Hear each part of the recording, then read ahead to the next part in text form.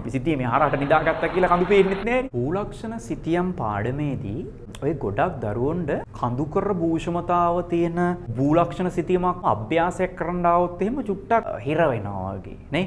ඒකට හේතුව භූලක්ෂණ සිතියම් වල කඳු කර ප්‍රදේශයක් කියන්නේ සමෝච්ච රේඛා ගොඩක් තියෙනවා නේද?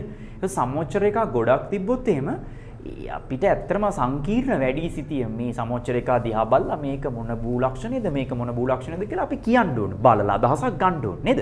එතකොට පුතේ ඔය විශේෂයෙන්ම දැන් මම ඔයාලට පැහැදිලි කරන ඔය පැටර්න් දෙකක් තියෙනවා උත්තල බෑවුම සහ අවතල බෑවුම කියන්නේ මොකක්ද කියලා. උත්තල බෑවුම සහ අවතල බෑවුම. මම අර ඔයාලට පොඩි අදහසක් දෙන්න අපි අර පොඩි කාලේ විද්‍යාවේදී හිම ඉගෙන ගන්නේ උත්තල දර්පණ අවතල දර්පණ කියලා. මම මෙතන පාඩමටත් වැදගත් වෙන විදිහට චූටි රූපයක් දෙකක් අඳින්න. අපි හිතමු මේ මෙන්න මෙහෙම මෙන්න මේ අතට ඔන්න ඔහොම බෑවුමක් තිබ්බොත් මෙන්න මේ ආකාරයේ හැඩවලට අපි කියනවා මේ අවතල බෑවුමක් කියලා කියන්නේ. මෙන්න මෙහෙම ඔන්න ඔහොම තිබ්බොත් එහෙම අපි ඒකට කියනවා උත්තල බෑවුමක් කියලා නේ. උත්තල දර්පණ එහෙම කියලා කියන්නේ. උත්තල බෑවුම ඒක අදහස්. හරිද? එතකොට දැන් ඇත්ත ලෝකේ ඔයාලා දැකලා ඇති මේ වගේ කන්දක හැඩේ මේ වගේ තියෙනවා. ඇත්ත ලෝකේ මේ වගේ හැඩ තියෙන කඳු තියෙනවා. හරිද? මම ඒක මේ අතට ගත්තොත් මම මෙහෙම ඇඳලා පෙන්නන්න. සමහර කඳු තියෙනවා ඔහොම. දැකලා දිනවද? සමහර කඳු ඔහොම තියෙනවා. නේ? එතකොට මේ බෑවුම ඇත්ත ලෝකේ අපිට අඳුර ගන්න පුළුවන් උත්තල දවතලද කියලා. වැඩේ තියෙන අපිට 1.50000ක මේ 3D දේවල් නෑනේ 2D නේ තියෙන්නේ නේ. 2D දේවල් කියන්නේ 2 dimensional පැති දෙකයි තියෙන්නේ. එතකොට දැන් අපි සිතියමේ හරහට නිදාගත්තා කියලා කඳු පේන්නෙත් නෑනේ. සමෝච්ච රේඛා වලින් අඳුර ගන්න ඕනේ සිතියම කොහොමද? කන්ද මොකද්ද කියලා බෑවුම් මොකද්ද කියලා. ඉතින් පුතේ සරල දෙයක් කියන්නම්. ඔයා බෑවුමක සමෝච්ච රේඛා තියෙන විදිය හොඳට බලන්න. හොඳට බලලා ඉස්සල්ලා හොයාගන්න කන්දේ මුදුන කොහෙද තියෙන්නේ කියලා. ඒ කියන්නේ දැන් ඉරක් ගහලා AB රේඛාවේ ඇති මොකද්ද භූෂමතා ලක්ෂණය කියලා තමයි අහන්නේ. භූ ලක්ෂණය මොකද්ද කියලා. එතකොට AB රේඛාව ගහලා තියෙන එකේ කන්දේ මුදුන පැත්ත කොහොමද කියලා හොයාගන්න. කන්දේ මුදුන පැත්ත වාට හොයාගන්න පුළුවන්. කන්දේ මුදුනක අපි සාමාන්‍යයෙන් හිතමු මේ වගේ ලක්ෂණයක් තියෙනවා කඳු මුදුන සාමාන්‍යයෙන්. හරි මම පොඩ්ඩක් අඳින්න. කොහොම මම ඔක්කොම අඳින්නේ නැහැ කන්ද.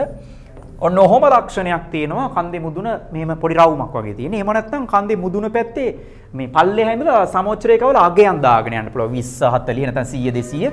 ඒතර ලොකු ඉලක්කම් තියෙන කන්දේ මුදුන පැත්තේ. හරිද? එතකොට පුතේ දැන් හිතන්න මේ කන්දක් මම ඔක්කොම ඇඳේ නැහැ කන්දේ කොටසක් ඇඳේ. දැන් මේකේ අපි හිතමු ඔහොම රේඛාවක් ගහලා ඒකේ A සහ B කියලා නම් කරලා යාලා දීලා ප්‍රශ්න පත්‍රේ අහනවා අපිට AB කියන භූලක්ෂණය මොකක්ද? ඒ බෑවුම මොකක්ද කියලා අහනවා.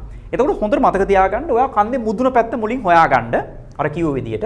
ඒකල හොඳට බලන්න කන්දේ මුදුනේ මුලදී උඩ සමෝච්ච රේඛා, ඒ කියන්නේ දුබුරු පාට තියෙන රේඛා ළඟ තියෙනවා. කන්දේ පල්ලෙහාට යදි කන්දේ පාමුලදී සමෝච්ච රේඛා එන්න ඈත් වෙලා තියෙනවා. කඳු මුදුනේදී සමෝච්ච රේඛා ලංවත් කඳු පාමුලදී සමෝච්ච රේඛා ඈතිනුත් තියෙනවා නම් අන්න ඒ වගේ බෑවුමක් අවතල බෑවුමක්. මේ බලන්න මම මේක මෙතන අඳින්නම්. මම මෙහෙම ඇඳලා සමෝච්ච රේඛා ළඟ තියෙනවා කියන අදහස තමයි බෑවුම වැඩි. බෑවුම වැඩි. සමෝච්ච රේඛා එන්න ඈත් වෙනවා කියන්නේ බෑවුම අඩුයි. අඩු බෑවුමක් තියෙන. ආන් දැක්ක ලස්සනට හැදෙනවා. ලස්සනට. මේක අවතල බෑවුමක් කියන. කතාව පැහැදිලිද? හරි. ඔන්න අවතල බෑවුම දැන් අඳුර ගන්න පුළුවන්. ඉතින් ඕකේ අනිත් පැත්ත පුතේ, ඕකේ අනිත් පැත්ත උත්තල බෑවුම. ඒ කියන්නේ මෙන්න කන්දේ මුදුන, මම එක පැත්තක් අදින්න. කන්දේ මුදුනේදී සමෝච්ච රේඛා දුරින් තියෙනවා. කන්දේ පාමුලට යද්දි පල්ලේ හරියටදී සමෝච්ච රේඛා ළඟ තියෙනවා. ළඟ තියෙනවා. ඕකේ AB ඇහුවා කියලා හිතන්නකෝ.